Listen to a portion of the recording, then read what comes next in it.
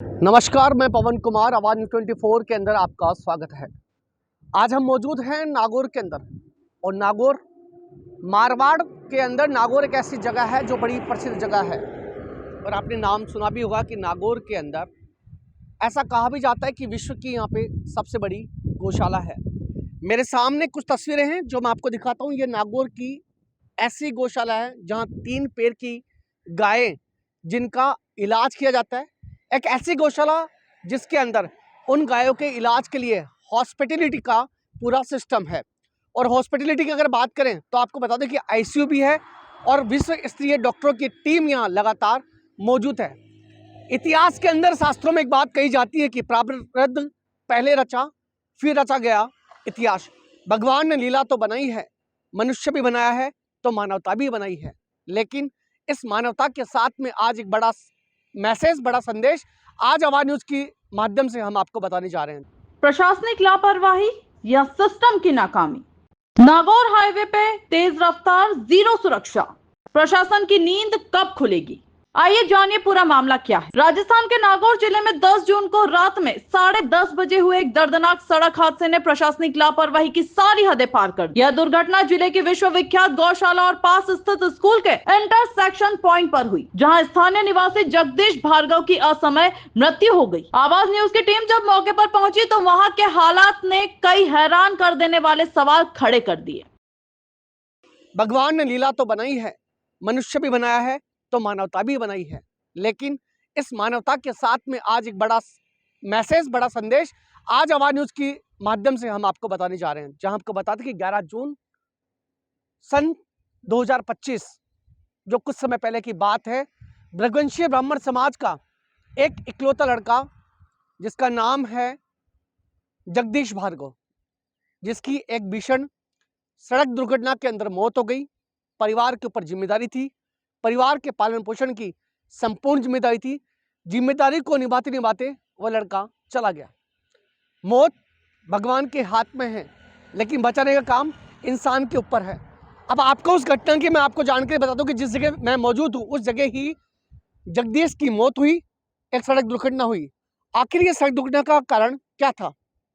Investigation लगातार जारी है, पुलिस के द्वारा जांच पड़ताल भी जारी है, लेकिन मैं आपको बता दूं कि ये वह जगह है, यह वह सड़क है, दुर्घटना स्थल वह स्थल है जहां लगातार आए दिन दुर्घटना होती है।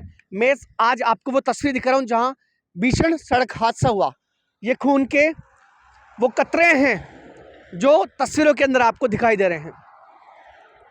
मरने वाले जगदीश की वो चप्पलें हैं जो आज मैं आपको दिखा रहा हूं। मैं एक बार नजर घुमाऊंगा कैमरामैन की तरफ। वो चप्पलें मैं आपको दिखा रहा हूं कि इस सड़क दुर्घटना के अंदर जो है चप्पलें यहाँ सामने मौजूद है। मौके की पड़ताल में एक के बाद एक चौंकाने वाले खुलासे सामने आए, जैसे गौशाला के बाहर न स्ट्रीट लाइट है, न स्पीड ब्रेकर और न ही बैरिकेडिंग। तेज रफ्तार वाहन 100 किलोमीटर प्रति घंटा तक बिना रोक टोक दौड़ते हैं। हादसे के कई घंटे और दिन बाद भी घटना स्थल पर खून के धब्बे और मृतक की चप्पल जैसी चीजें वैसी की वैसी पड़ी हैं। यह दर्शाता है कि न तो पुलिस ने साक्ष्य सुरक्षित किए और न ही सफाई की व्यवस्था की। यह नेशनल हाईवे घोषित मार्ग है, लेकिन वहां पीली लाइन तक नहीं है। कहीं भी रोड मार्किंग या ट्रैफिक इंडिकेटर नहीं है। स्कूल के बाहर भी सुरक्षा के नाम पर कुछ नहीं, न कोई साइन बोर्ड, न स्पीड ब्रेकर और न ही सीसीटीवी कैमरा। गौशाला जैसी संवेदनशील और भीड़ भाड़ वाली जगह पर न ट्रैफिक कंट्रोल है और न निगरानी कैमरे। स्थानीय निवासी मदद को आगे नहीं आते, जिससे हादसों में जान बचाने की संभावना कम हो जाती है। यह इलाका एक प्रमुख इंटरसेक्शन है जहां 3 दिशाओं से ट्रैफिक आता है, लेकिन ट्रैफिक गाइडलाइन का कोई पालन नहीं। सीसीटीवी होते तो फुटेज से आरोपी की पहचान हो पाती, लेकिन किसी भी संस्थान के बाहर कैमरे नहीं लगे हैं। स्थानीय लोगों ने पूर्व में कई बार शिकायत की थी, लेकिन प्रशासन ने कोई संज्ञान नहीं लिया। यह कोई पहली दुर्घटना नहीं है, इस क्षेत्र में पहले भी कई हादसे हो चुके हैं, लेकिन हर बार सिर्फ आश्वासन मिले हैं, कार्रवाई नहीं। अब जरूरी सवाल जो जनता और प्रशासन से पूछे जाने चाहिए, हम पूछते हैं, क्या हाईवे पर बने इंटर पॉइंट्स की सुरक्षा की कोई जिम्मेदारी तय है? इतनी बड़ी गौशाला और स्कूल के बाहर न्यूनतम सुरक्षा मापदंड क्यों नहीं है? क्या अधिकारी सिर्फ मृतकों की गिनती करके ही अपने दायित्व से मुक्त हो जाते हैं? अब सवाल जहां उठता है, सवाल यहाँ खड़ा होता है कि विश्व की नंबर 1 गौशाला जिसे कही गई है, इस गौशाला के आसपास ना तो किसी प्रकार के सीसीटीवी फुटेज के कैमरे सामने आते हैं और सबसे बड़ी बात यह है कि इस गौशाला के आसपास ना किसी प्रकार की लाइटिंग की सुविधा है, ना डिवाइडर है, ना पुलिस कर्मी के द्वारा, ना प्रशासन के द्वारा ऐसी व्यवस्था की गई है। यदि रात को सड़क हादसा हो जाता है तो यहाँ पे बचाने के लिए कोई नहीं आता है। जगदीश की मौत हुई, आखिर क्यों हुई? जिम्मेदार कौन है? पुलिस प्रशासन? जिम्मेदार कौन है? विश्व की सबसे बड़ी नंबर 1 गौशाला? ये जिम्मेदार वो व्यक्ति, वो आम नागरिक है जिनकी वजह से ये सड़क दुर्घटना हुई।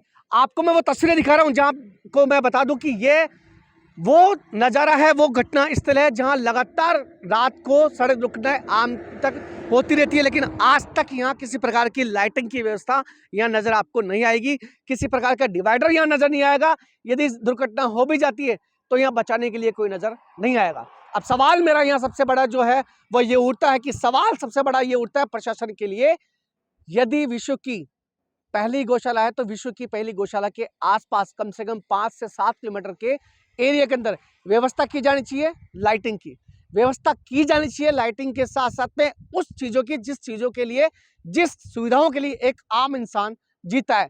सड़क पे हम लोग सफ़र करते हैं, सड़क पे हम लोग अपनी वाहनों को लेकर जाते हैं, हमारा परिवार हमारा इंतजार करता है कि हमारा बाप, हमारा बेटा, हमारा भाई, हमारी बहन या हमारे परिवार का कोई भी सक्षम वह व्यक्ति जो हमारी जिम्मेदारी निभा रहा है वो हमसे मिलने आएगा। लेकिन यदि जिन सड़कों पे ना लाइट होगी, जिन सड़कों पे ना सुविधा होगी, जिन सड़कों पे किसी प्रकार की अगर असुविधा हो तो शायद दुर्घटना होना एक आम बात है।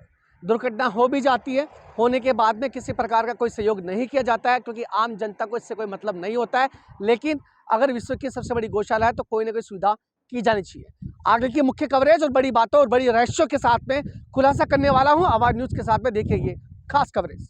इस पूरे घटनाक्रम के बाद आवाज न्यूज की कुछ सख्त मांगे हैं जो प्रशासन को माननी चाहिए। स्कूल और गौशाला के बाहर तुरंत सीसीटीवी कैमरे लगाए जाएं। हर इंटर पॉइंट पर अनिवार्य रूप से स्पीड ब्रेकर, बैरिकेड्स और साइन बोर्ड स्थापित किए जाएं। हाईवे पर पीली लाइन, जिगजैग लाइनिंग और सड़क सुरक्षा संकेत हो। रात में स्ट्रीट लाइट की व्यवस्था की जाए और उसकी निगरानी नियमित हो। दुर्घटना के लिए जिम्मेदार अधिकारियों पर तत्काल कार्रवाई की जाए। पीड़ित परिवार को उचित मुआवजा और न्याय मिलना सुनिश्चित किया जाए। हम पूछना चाहते हैं, क्या पीड़ित को न्याय मिलेगा?